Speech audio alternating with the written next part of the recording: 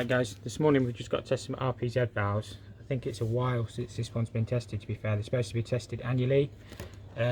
First off, we just do a visual inspection of basically what it's feeding. So all this is feeding is a fluid category 4 heating system. So it does need Rpz valve protection. Obviously we've got some commercial boilers over here. So obviously with Rpz valves, they need, as I said, they need testing annually. You need some special equipment and a special qualification to test them. I obviously hold the qualifications. Obviously before we start, we're obviously supposed to seek permission to just isolate the water supply. Obviously this one is only feeding the heating system, so we don't really need to ask permission on this one. Obviously before an Rpz valve, we're also supposed to have a Y strainer as well. Obviously this one's not got a Y strainer. It just stops any debris and stuff like that going into the valve. I just do a visual inspection to make sure it's not been discharged, and I think this one has been at some point, but probably not recently, as you can see by the scale. So yeah, I'll show you the equipment we use anyway. I'll probably not run through the whole procedure, because obviously it's quite specialist and you guys probably won't be working on them, but I just thought I'd show you what I do. The Honeywell ones, there is a slightly different way of testing them as well, but yeah, I'll run through it all anyway. So the first thing I always do is connect my hoses to the valves and just flush them through with a little bit of water. It just flushes any debris. Say if you've got some rubbish in the top of these, I can't do that one-handed, but yeah, if you've got any rubbish in the top of these, it just flushes any rubbish out, stops it going into your test equipment. I've connected my hoses to my Rpz valve now. What I'll do is I'll flush these through to make sure there's no air or anything trapped in the hoses, and make sure all the there's no debris on top of the valves as well. Ensure that your test equipment is calibrated. You do have to record the serial number and the calibration date on your paperwork. So yeah, so just basically make sure your equipment's all good. It's like a bit like an analyzer really. Obviously you wouldn't use an out-of-date analyzer when testing a boiler, so you wouldn't use a device that's not been calibrated for testing an Rpz valve. So I've got this valve all tested now, all the water switched back on. I just need to remove my test cock nipples from my Rpz. It's really hard to film and do it one-handed because you have to keep switching your hoses backwards and forwards to obviously test the check valves inside here. But yeah, this valve's passed anyway, so we've just got one more to do. As I say, just need to notify the local water authority that the valve's been tested. I'll probably fill that out as well, fill the data badge out on it. But yeah, I'll probably post some more stuff about Rpz valves. I'll put a little description about how they work and what they do and what they're used for really. But yeah, it is a little bit specialist. That's why I didn't actually film the testing procedure of it, because obviously unless you're working on them all the time, you don't really, well, you shouldn't touch them anyway unless you're qualified. So we've just got this one to test as well. Again, there's no Y strainer on the inlet, which there should be. Obviously we've got upstream and downstream isolation valves, but on this one we will need to seek permission to disconnect the water supply, because I think it's feeding some sprays or something like that. We'll have a look what it's feeding anyway. But yeah, pretty much the same test procedure again. Flush out the hoses, and then it's just a case of running through your testing on it. The Khalifi ones are slightly different to the Honeywell ones, but they all work in the same way. So these are basically just a backflow prevention device, but obviously you can test them. Whereas like a double check valve, you can't really test. So it's just like a posh double check valve really. Right, I'm just going to spend a few seconds talking about what an Rpz valve is and what it actually does. This is the best image I could find on the internet of an Rpz valve cut open. So as I say, I'll try and explain it the best I can. If you guys want to fast forward, I'll put the little time slot when you can skip this bit out if you like. So what is an Rpz valve then? Well, an Rpz valve is a backflow prevention device designed to stop the contamination of wholesome water with potentially contaminated water.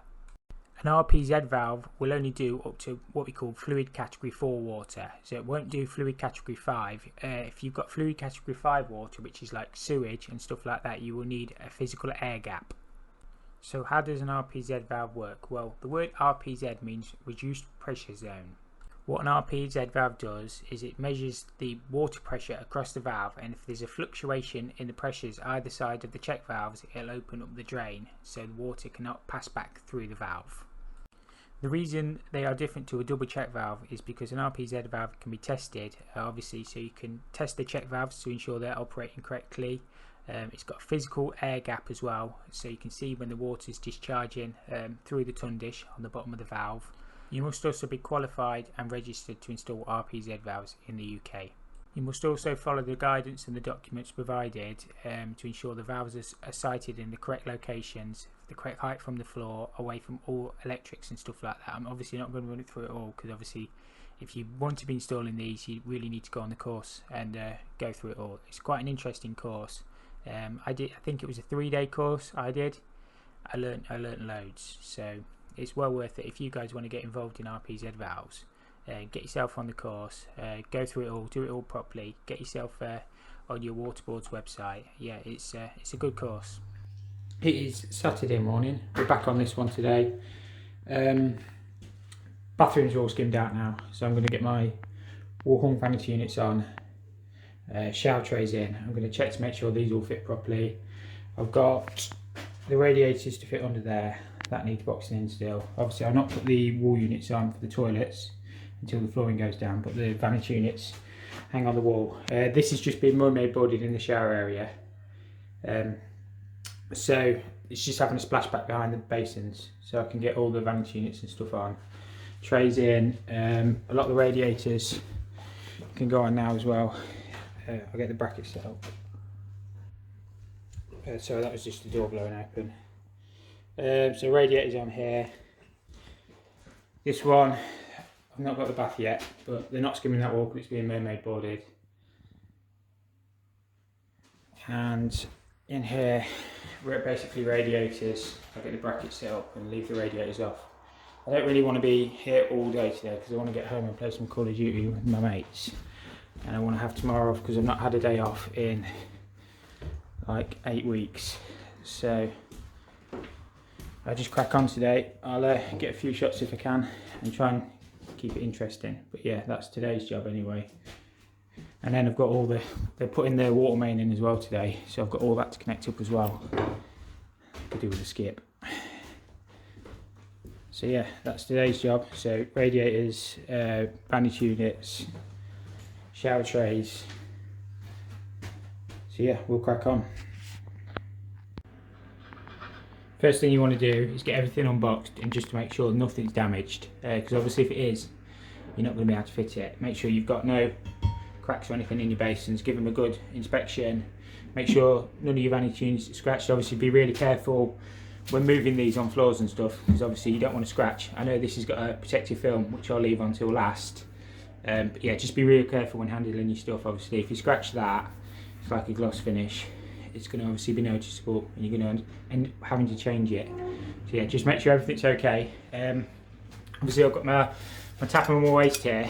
On this basin, the overflow is only through the back. I don't know if you can see that, so you have to line your slots up in there, in your waste. Obviously I always put these in with silicone. All plumbers do them different really.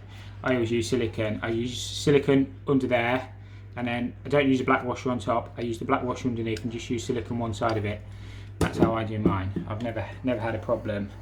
People say they're awkward to get the waste out after, if you ever have to change the waste, but to be honest, I've taken ones out with silicone and I've never had a problem. So that's how I do mine. Obviously we've got a tap here they come with flexi tails.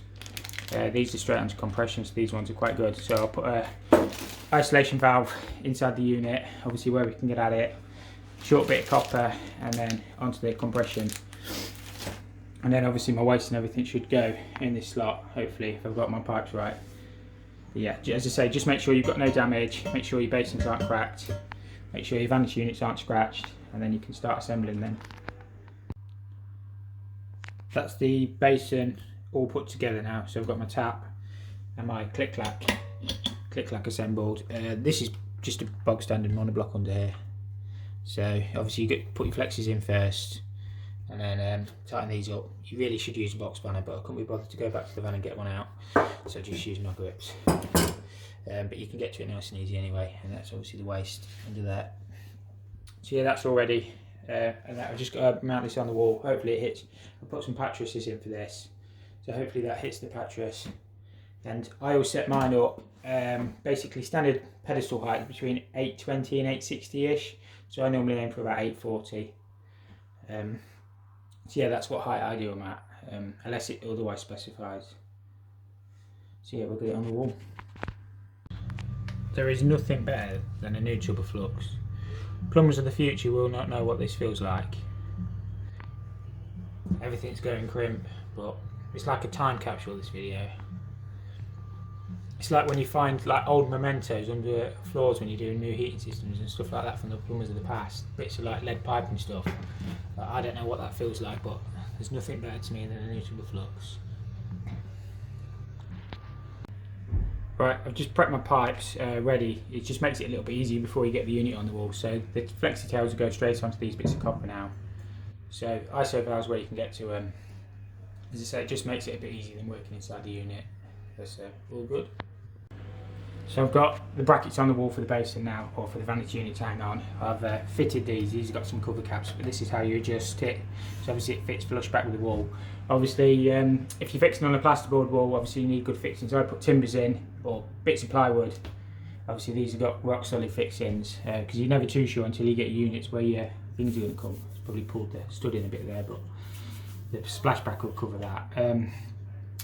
So yeah, all good. Got good fixings. Obviously, if you're on solid walls, obviously you need to plug it and get good fixings that way. But yeah, because this is plasterboard, I put a pattress in.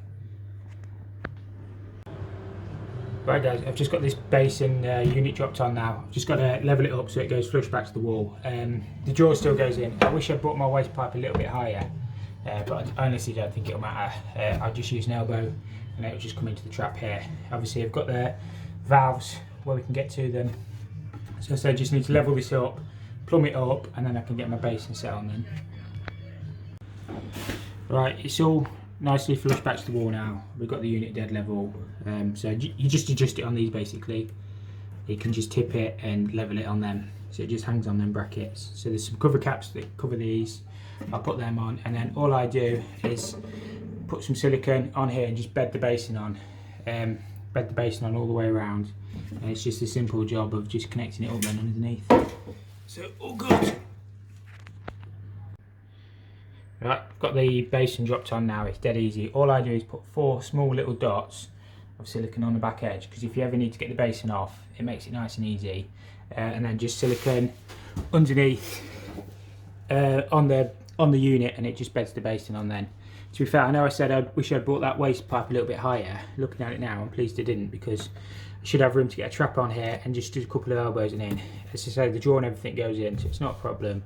So these tails will just connect on there with the compression nuts. It's probably a little bit difficult to see, but they'll go on there so we can get to our valves and everything. Obviously you can't see any of the pipes underneath the unit. Obviously the basin's all dead level, so it should be good. It's probably a little bit dark under there, but that's what the finished job looks like anyway. Just got the handle to fit on the drawer. As I say, the drawer and everything goes in. I've already tried it. I just need to go and get some glue out the van because I forgot to bring some up. Yeah, everything's nice and easy to get to. Got isolation valves on there. As I say, the drawer and everything goes in, so perfect job really. Looks beautiful. That's all sorted now, so the handle's all on and everything. I just need to adjust the drawer because it's not quite shutting properly. I'll have a look at that. That'll only be minor adjustments. So yeah, all done. Right, I've got this anthracite radiator to put under that eaves there. I've got elements going on these, so they'll be electric fed as well as off the central heating system. I always do away with the O-ring that comes with these, and I build a washer up at Loctite 55, because I find if you use the O-ring that comes with them, you can never get them tight to the point where you want them, and they always seem to leak after a while as well. So as I say, I build like a gasket up, I'll show you, and basically don't use any grips or anything on these, obviously because you'll scratch all the chrome. So just put I always put like a service valve or a main line and a bit of copper, and then just tighten them in with that. So it's a little top tip I'll show you anyway. It's just build up the Loctite, so you're using it instead of the O-ring. I find it's a lot better. As I say, I've never had one leak doing it like that, so I've always done them. And as I say, just tighten them in. Tip with these, just make yourself like a spanner. Just wind that in, and then you can just tighten it in. So as I say, you're not putting any grips on here. So even like the smooth jaw ones will scratch it. So just tighten it in like that. As I say, you can get them. That's already starting to get quite tight now.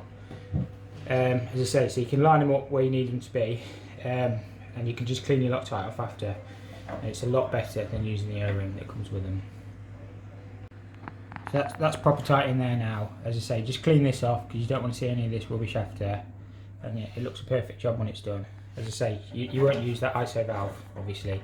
That's just the bit you tightened it in with. So element will go, wherever I put it, the element will go in here, and then the radiator valve will come out at the bottom. That's why I've set that pipe up lower than that one. So you should just see a nice neat job. So just nip this element up into your T-piece. What I'll do is I'll feed the flex through the wall, because the Sparky's put a connection point on the other side in the cupboard, in the wardrobe, and then there's an isolator on the outside of the room. So obviously in the winter when you've got your heating on, you won't need to switch this on, but in the summer you can use that just to basically take the chill off the ensuite. So that's all made up. I know you can get Loctite 577, but I just prefer Loctite 55. I clean all this off after. What I always do is leave my tail square, so then I know if anybody's tampered with it. It's a bit like Sparky's with the screws in the switches. So it's just a little tip. So leave it square with your valve, and then you'll know if anybody's touched it then. So that's that one all connected up. Obviously got the TRV on that side, tower element on that side with the lock shield. So yeah, it's pretty neat, I think. Should be fine. As I say, I'll feed that cable through, and we'll put an isolator and everything on it as well. So happy days. I'll come out of the way of the noise, but it's Saturday dinner time. I've got most of the radiators done now. I did them ones the other week, to be fair. So yeah, I think I'm gonna call it a day today. I've just been feeling really tired. So I'm going to have this afternoon off and tomorrow off, I think, and I'm going to probably come do some more here in the nights next week to make up for it. Because this job, I wanted to get a bit more done today really, but I just really cannot be bothered today. So yeah, I'll come do some nights next week and hopefully get most of this done. Certainly all the radiators done. I want this bath in, I want the shower trays in. I might even come tomorrow yet for a bit. Yeah, I'm going to go play some Call of Duty because the new Call of Duty came out yesterday. So yeah, as I say, I'll make up the time.